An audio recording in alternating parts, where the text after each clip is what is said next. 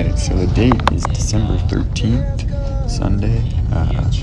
We're leaving Vancouver at 4 a.m. with no sleep and excitement for the climb. Fueled by nothing but coffee and narcotics. We're getting our gear together and throwing on our snowshoes and hitting the trail. Pretty cold start, pretty windy, so we had all of our layers on. But man, it was a perfect day once the sky started lighting up. The colors were amazing. Yeah, just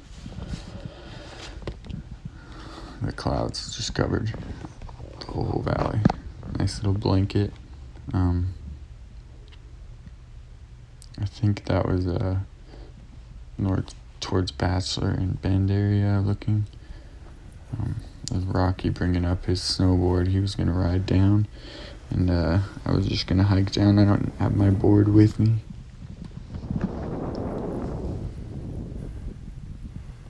Here comes the sun. So there's the sun starting to peek out. And that's the last lift, I believe, that we were passing before the summit.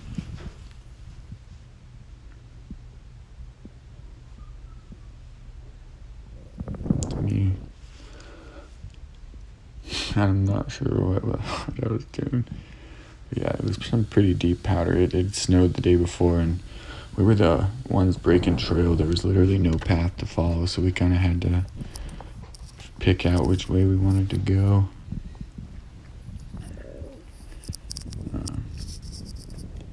Just trailblazing. Starting to warm up too.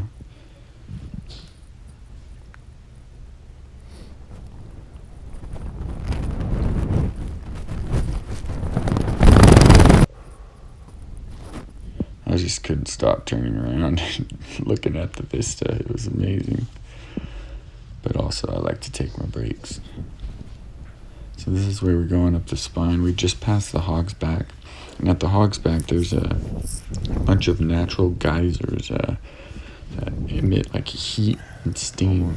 And it smells like sulfur, and you can smell it from nearly like a mile down the mountain and at the summit even. But you got to be careful with not getting too close to those, because some of them can be covered, and you could possibly fall down a crevasse that you aren't aware of.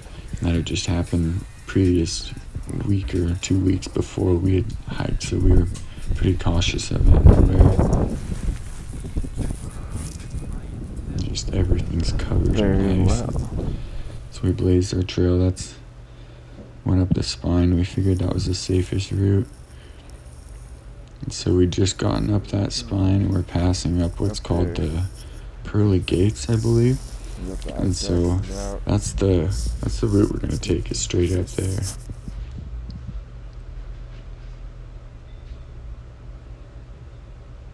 And we're gonna shoot to the left. It looked like there was another route to the right, but right here this was sketchy. So right here, we had to basically pick our way up.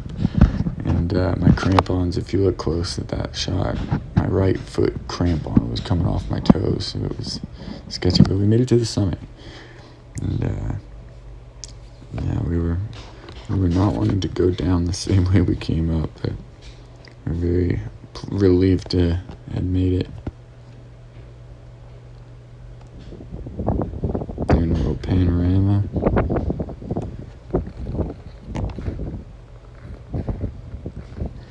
Taking a break, eating something, drinking some Gatorade. There's Rocky. He's got his overalls on, jumper, ready to snowboard down.